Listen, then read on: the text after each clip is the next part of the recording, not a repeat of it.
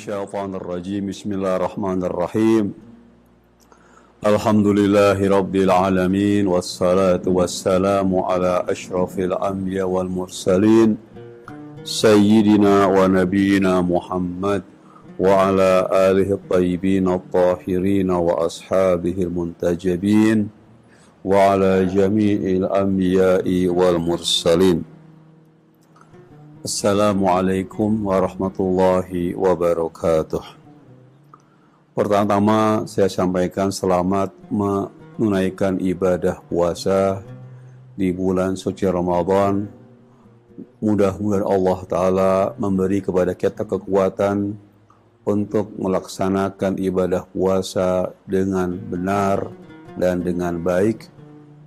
Juga mengisi malam-malamnya dengan ibadah, berdoa, dan baca Al-Quran, juga sholat sunnah, dan siang harinya berpuasa dengan menahan hawa nafsu sebaik-baiknya. Momentum Ramadan adalah momentum yang sangat berarti bagi kita semua sebagai umat Islam yang melaksanakan ibadah puasa. Mengapa Ramadan adalah momentum yang sangat berarti? Ya, karena sesungguhnya manusia ini untuk mencapai sebuah tujuan hidup yang mulia, yaitu kesempurnaan dirinya dan mengabdi kepada Allah Ta'ala, harus melakukan sebuah perjuangan yang tidak kecil, yaitu perjuangan melawan hawa nafsu. Perjuangan melawan hawa nafsu diistilahkan dalam hadis Nabi dengan al-jihadul akbar, jihad yang paling besar, yaitu jihadun nafs. Perjuangan melawan hawa nafsu selain besar juga perjuangan yang bersifat anggaplah abadi atau selama kita hidup di dunia. Selama kita tinggal di dunia, maka selama itulah kita berjuang melawan hawa nafsu atau berjihadul akbar. Nah, Ramadan adalah sebuah momentum, ya, atau katakanlah sebuah uji coba, ya, sejauh mana manusia berhasil, ya, melakukan perang atau berjuang melawan hawa nafsu. Kita dalam kehidupan di dunia ini mungkin, atau tentukan mungkin, ya, banyak dari kita itu tidak berdaya menghadapi godaan dan dorongan hawa nafsu.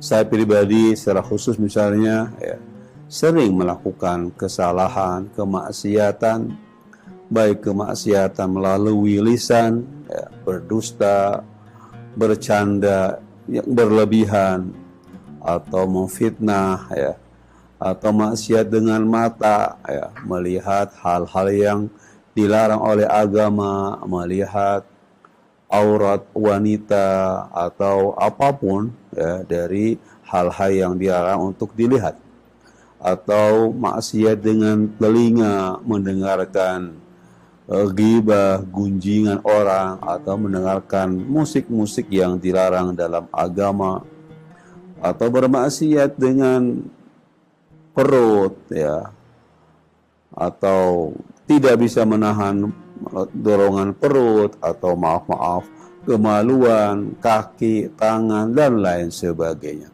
Artinya organ tubuh kita seringkali kita gunakan untuk sesuatu yang dilarang oleh agama atau bermaksiat.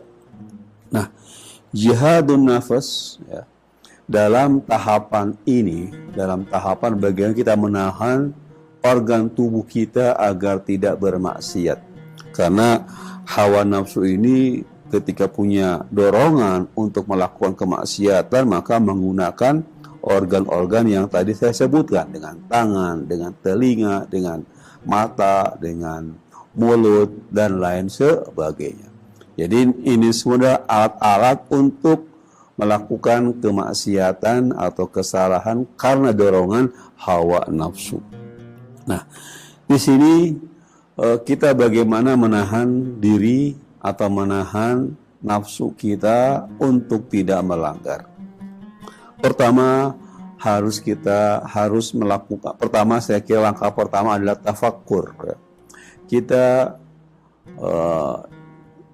mesti meluangkan waktu dalam sehari, beberapa waktu, beberapa menit, untuk bertafakkur tentang arti kehidupan.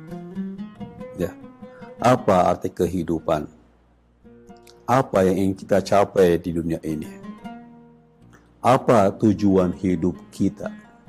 Kita terus merenungkan, bertafakkur. Dan juga tafakkur adalah satu hal yang dihimbau atau dianjurkan oleh agama.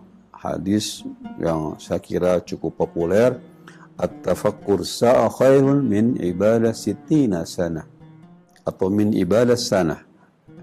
Bertafakkur, merenungkan 1 jam itu lebih baik, atau 1 saat lebih baik daripada ibadah 1 tahun atau beberapa tahun atau puluhan tahun.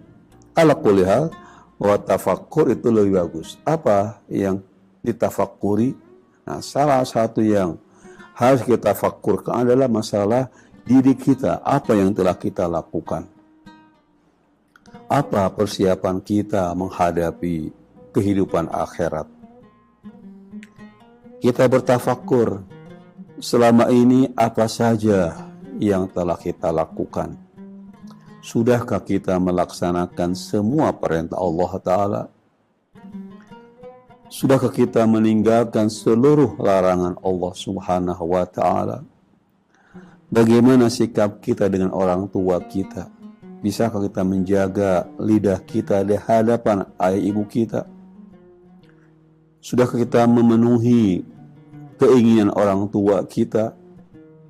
Atau kita bertafakkur tentang bagaimana sikap kita kepada pasangan kita, kepada suami, kepada istri?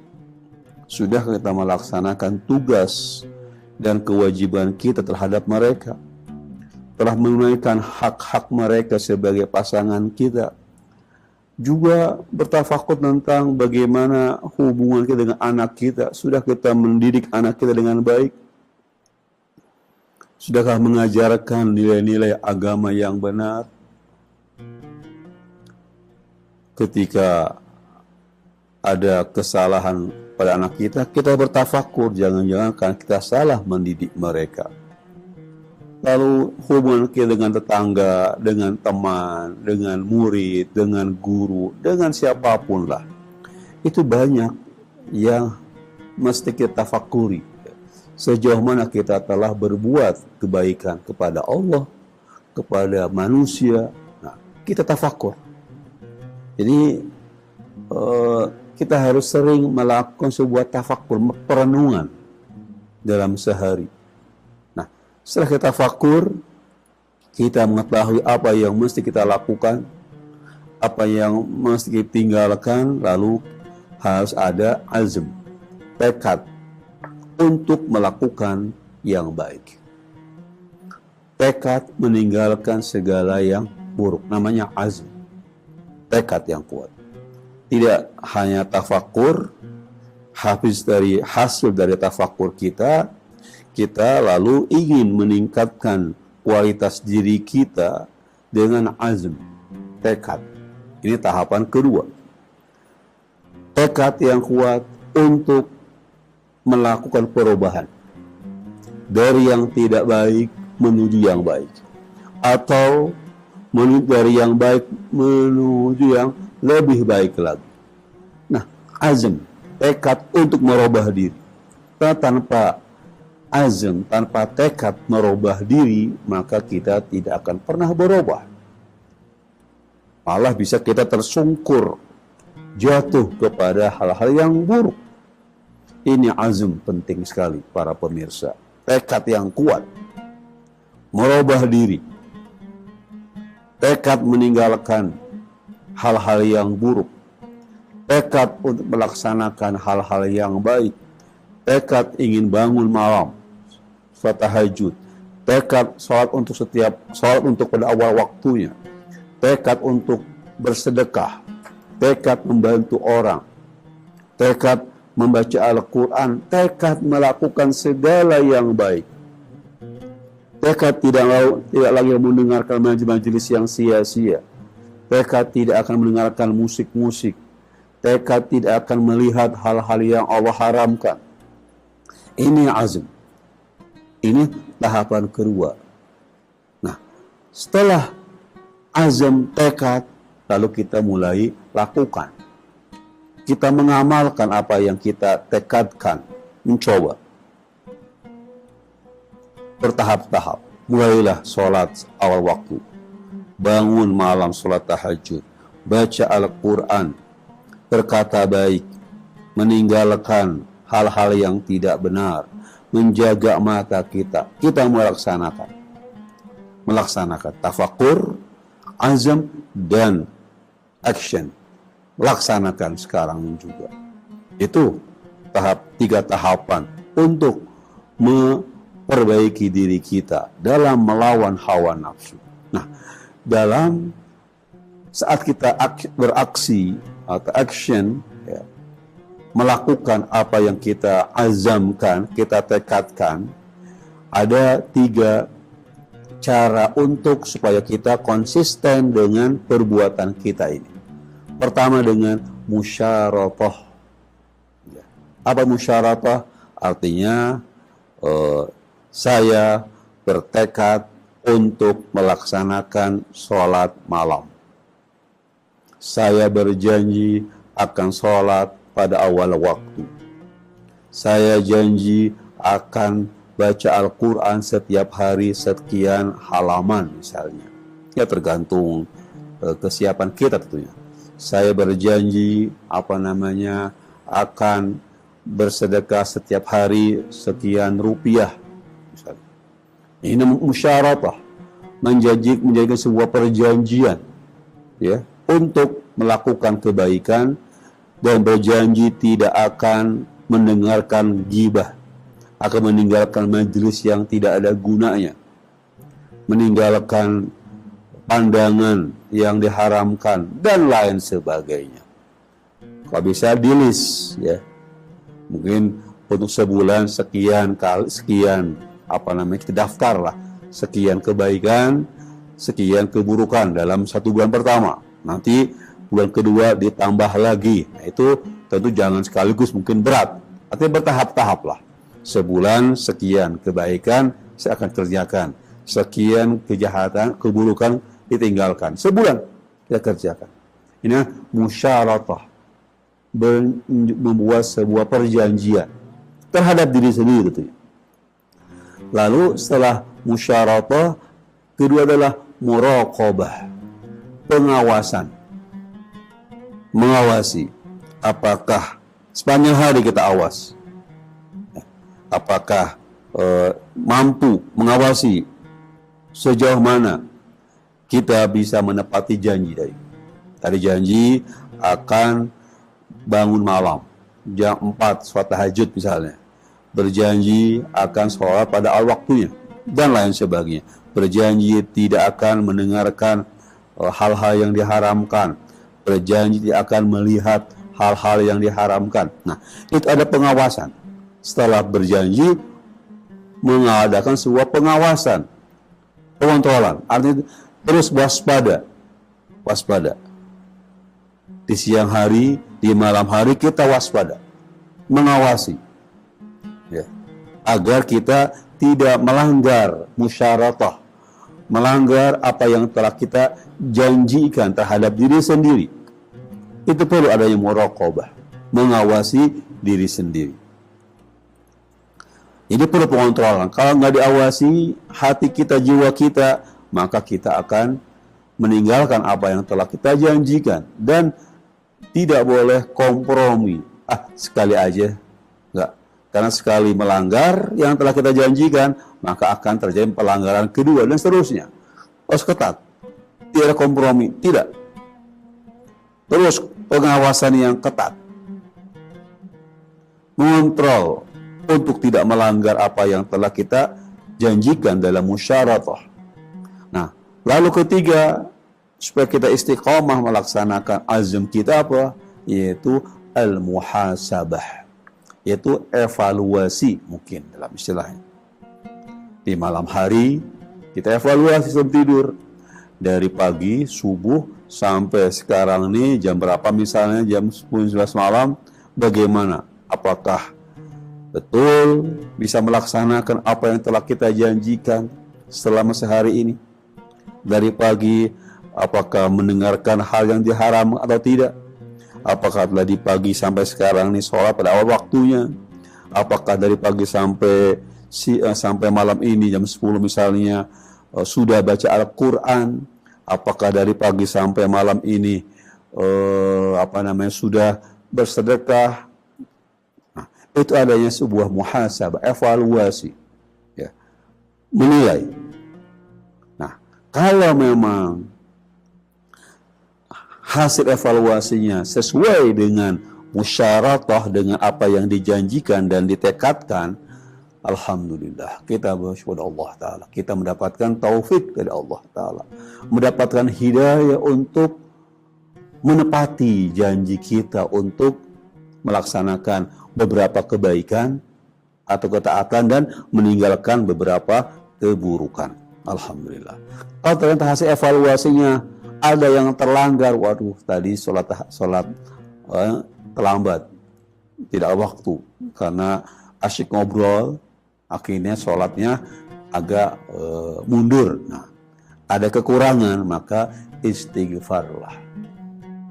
Segala beristighfar. Meskipun menunda itu tidak dosa, tapi kita telah melanggar apa yang telah kita janjikan terhadap diri sendiri.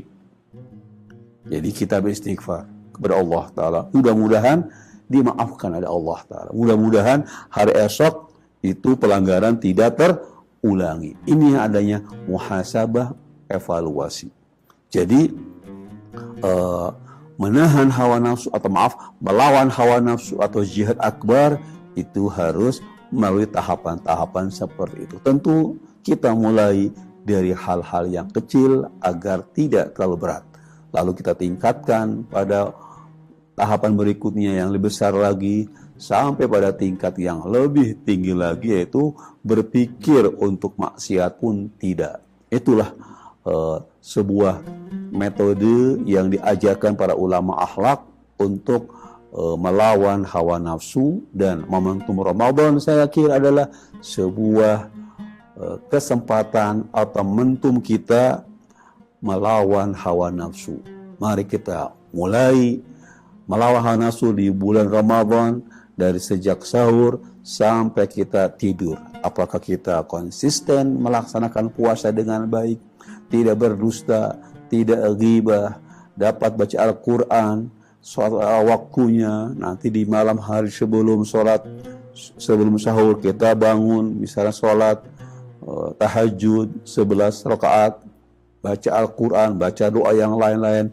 Nah, sebulan ini kita coba sebagai sebuah kesempatan untuk melawan hawa nafsu.